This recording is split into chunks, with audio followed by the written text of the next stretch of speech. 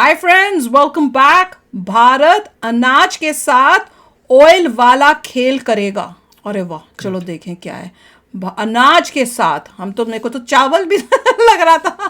तो चलो वीडियो शुरू करते हैं। वीडियो शुरू करने से पहले अगर आप चैनल पर नए हो और आपने अभी तक सब्सक्राइब नहीं किया तो जल्दी से पहले सब्सक्राइब के बटन और बेल आइकन को क्लिक कर लो ताकि आपको हमारे सारे न्यू वीडियोस के नोटिफिकेशन मिल जाए जैसे हम अपलोड करें। अगर आपको वीडियो पसंद आता है प्लीज लाइक एंड शेयर। चलिए शुरू करते हैं। नमस्कार दोस्तों, स्वागत है आपका हिंदी नॉलेज शो में। तो दोस्तों, भारत आखिरकार वो काम करने जा रहा है जिसकी जरूरत पिछले 6-7 सालों में हमें कभी नहीं पड़ी। जी हाँ, गेहूं का इंपोर्ट। स्क्रीन पर आप देखिए, रिपोर्ट निकलकर सामने आ रही है कि India consider wheat import from Russia eight discounted price. यानी कि भारत रूस से अनाज खरीदने के बारे में सोच रहा है, वो भी बहुत ही ज्यादा कम दामों में। अब इस खबर को सुनकर कोई और ले नहीं रहा होगा, उनका खराब हो रहा है। यार कहीं भारत में अनाज की कमी तो नहीं हो गई जो सरकार इंपोर्ट कर रही है। फिर कुछ लोग वर्ल्ड इस को बारे में कह रहे हैं कि हमारे लिए शर्मनाक है, हमारे देश में बहुत अनाज पैदा होता है, हम दूसरे देशों से क्यों खरीद रहे हैं, ये तो बहुत गलत बात है। इस प्रकार की बातें चल रही हैं, जबकि जो सच्चाई है वो इसके बीच में कहीं है। दरअसल पूरा मामला मैं आपको विस्तार से समझाता हूँ। आप सभी लोग जानते हैं कि इस समय रूस यूक्रेन युद्ध की वजह से, इसके अलावा दुनिया भर में जो क्लाइमेट चेंज हो रहा है, ग्लोबल वार्मिंग हो रही है।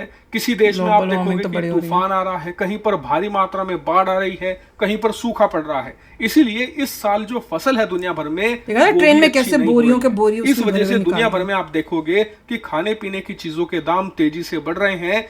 इसी को देखते हुए भारत ने चावल के एक्सपोर्ट पर बैन लगा दिया था, क्योंकि भारत ये नहीं चाहता कि हम दुनिया भर में चावल बेचें और बाद में हमारे देश में ही चावल की कमी से उसके दाम बढ़ने लगे। इसलिए भारत चाहता है कि हमारे पास ज्यादा से ज्यादा चावल मौजूद रहे, क्योंकि मार्केट में जो चीज जितनी ज्यादा होती है उसकी कीमत उतनी ही ज्यादा कम होती है। अगर चावल ज्यादा रहेगा तो उसकी कीमत कम रहेगी, जो भारत के गरीब तबके के लोग हैं वो उसे खरीद पाएंगे। लेकिन आपका सवाल होगा कि चावल तो समझ गए, लेकिन अनाज हम क्यों खरीद रहे हैं दुनिया के देशों से? हम तो खुद बहुत सारा अनाज उगाते हैं, तो एक्सपोर्ट करते हैं। हमारे पास अनाज बहुत है। तो भेज रहे थे सारी जो भंडार गृह है वहां पर इतना अनाज पड़ा हुआ है कि आने वाले बहुत लंबे समय तक वो चल जाएगा। 1.5 साल तो मजे में चलेगा। लेकिन फिर इसके बावजूद भारत सरकार अनाज क्यों खरीद रही है? इसका कारण ये है कि रूस का जो अनाज है ना, उस पर प्रतिबंध लगा हुआ है। वो दुनिया भर के अलग अलग देशों को अनाज का एक्सपोर्ट नहीं कर पा रहे। और आप जानते ही होंगे कि रूस दुनिया का सबसे बड़ा अनाज का एक्सपोर्टर है।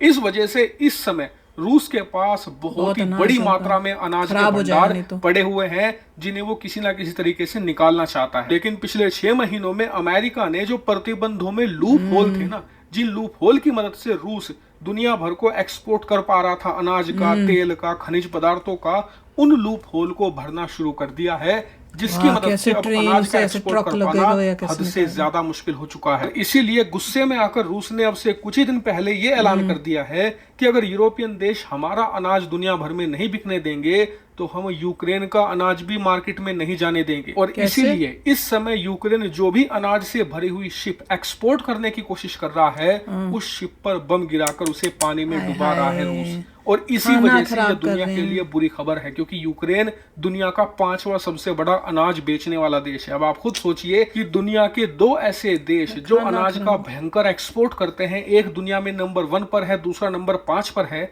अगर उनका अनाज मार्केट में नहीं जाएगा तो इससे होगा क्या?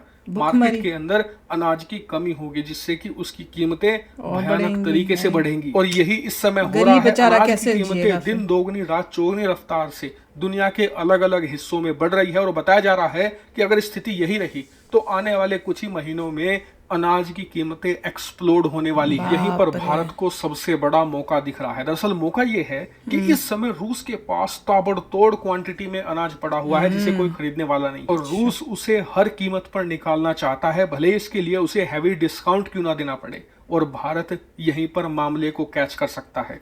भारत अगर रूस से अनाज खरीदे तो वो अनाज हमें लिटरली कोड़ियों के दाम में मिलेगा, हैवी डिस्काउंट पर मिलेगा। और इससे भारत को 2 बम्पर फायदे होंगे। पहला फायदा होगा भारतीय जनता को। आने वाले समय में जब दुनिया भर में अनाज की कीमतें एक्सप्लोड करेंगी, भयानक तरीके से बढ़ेंगी, तो उसका असर भारत पर भी होगा।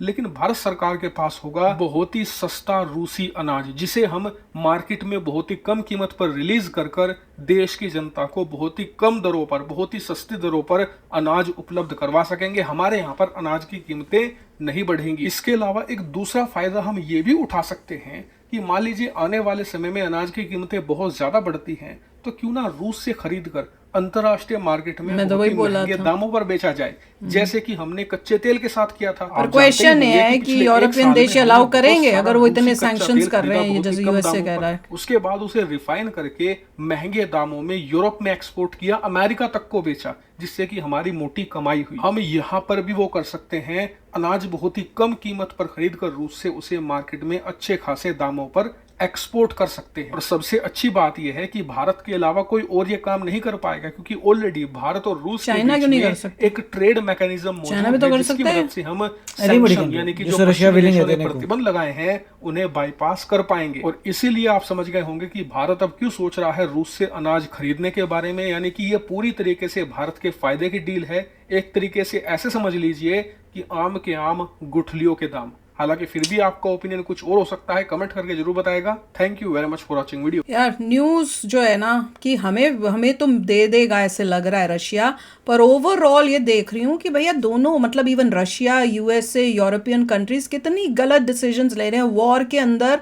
आप भाई सैंक्शंस लगा देते हो, खाने के ऊपर सैंक्शन लगा दिया, वहाँ पे रशिया जो है कि भैया अच्छा तुमने सैंक्शन लगाया, तुम भेजोगे, अगर यूक्रेन भेजेगा तो हम उसको बम से उड़ा के पानी में ही सारा खाना बर्बाद कर देंगे। ये लोगों के लिए क्राइसिस क्रिएट हो रही है। जो आम लोग हैं उनकी लाइफ को ये जो है नर्क बनाने का काम हो रहा है। कुछ सोल्यूशन निकालें, लड़ाई बंद करें और आराम से जिए, और लाइफ को कॉम्प्लिकेट इतना कर रहे हैं कि शांति की जगह हम अशांति की तरफ कुछ ज़्यादा ही जाते जा रहे हैं। सोल्यूशन हाँ हो नहीं रहा है। पर इंडिया का देखो, अगर मिल जाए कम पे तो देखिए आज न्यूज़ आई थी कि रशिया जो है उसको थोड़े सेटबैक्स आ रहे इकोनॉमी में, वो तो आने थे इतने साल तक। इकोनॉमी इवेंचुअली 1% से ज़्यादा नहीं बढ़ पाएगी। अच्छा, उनकी इकोनॉमी ग्रो करेगी बट एट 1%। अमेजिंग है, अभी भी ग्रो ही कर रही है। मैं तो बहुत हाँ मतलब 1% पे ग्रो करेगी, इतना तो होता ही है। और उसके बाद जो है कुछ सालों में जीडीपी में उसका नंबर और नीचे होता चला जाएगा।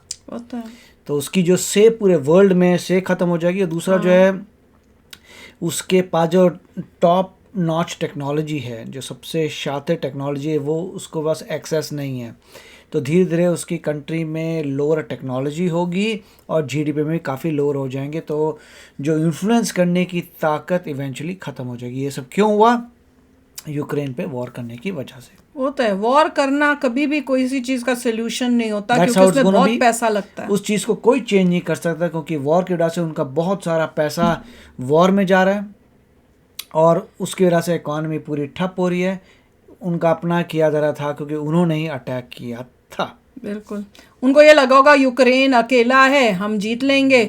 उनको शायद रियलाइज नहीं हुआ कि यहाँ पे तो बाकी सारी कंट्रीज इकट्ठे हो गए यूक्रेन को सपोर्ट करके। उनको लग रहा था, ट्रूली स्पीकिंग, उनको लगा था एक दिन का ऑपरेशन है, कि वन डे ऑपरेशन है। उनके सोल्जर्स खुद ही बोलते हैं, वो कह रहे थे कि उनको लगा था एक दिन का, आप जाइए फटाफट वहां पे टॉपल करिए गवर्नमेंट को और हो गया काम एक दिन के अंदर। वो एक दिन का 1 साल से कहाँ रशिया इतना मतलब माना जाता पावरफुल, और अब कैसे धीरे धीरे उसके बाद वो बैक ट्रैक नहीं कर पा रहे, कैसे करें जब फाइट हो रही है। वो तो उस टाइप की होगी ना, अपनी फंस गए हैं और फंसने के बाद जो है तबाही के रास्ते पे जा रहे हैं। चलो देखते हैं, होपफुली कहीं ना कहीं कभी ना कभी कोई सोल्यूशन तो होगा। अभी तक तो लग नहीं रहा, अभी तो लग ऐसा बहुत जा रहा है, बहुत जा रहा है। यूक्रेन अपनी लैंड्स को नहीं ले पा रहा मगर लड़ रहा है, बस इतना ही हो रहा है। तो मतलब उससे क्या है कि और वॉर खत्म और लंबा लगेगा वॉर को ख़त्म होने में। देखिए अगर ये लग रहा था कि यूक्रेन जल्दी अपनी टेरिटरी ले रहा है तो चलो ठीक है टेरिटरी लेके काम तो खत्म हुआ, वो भी नहीं हो रहा। तो यूक्रेन टेरिटरी ले नहीं पा रहा, उन्होंने घेर रखी है। तो मतलब लड़ते रहो लंबे टाइम के लिए वॉर पे जाओ, उससे दोनों की दोनों कंट्री जो है बैंकरप्ट होगी, साथ में दूसरे दो जो हेल्प करें इन दोनों को वो भी डालेंगे। सारा मतलब बुरा हाल कर दिया। तो चलो फ्रेंड्स, शेयर करना अपने थॉट्स। चलते हैं, मिलेंगे नेक्स्ट वीडियो में बहुत ही जल्द। Till then take care and bye bye. तो अगर आप मेरे इस चैनल पे नए हो तो जल्दी से सब्सक्राइब के बटन को हिट करो और बेल आइकन को क्लिक करो, ताकि आपको मेरा जब नया वीडियो मैं लगाऊं आपको उसके बारे में जल्दी से पता चल जाए।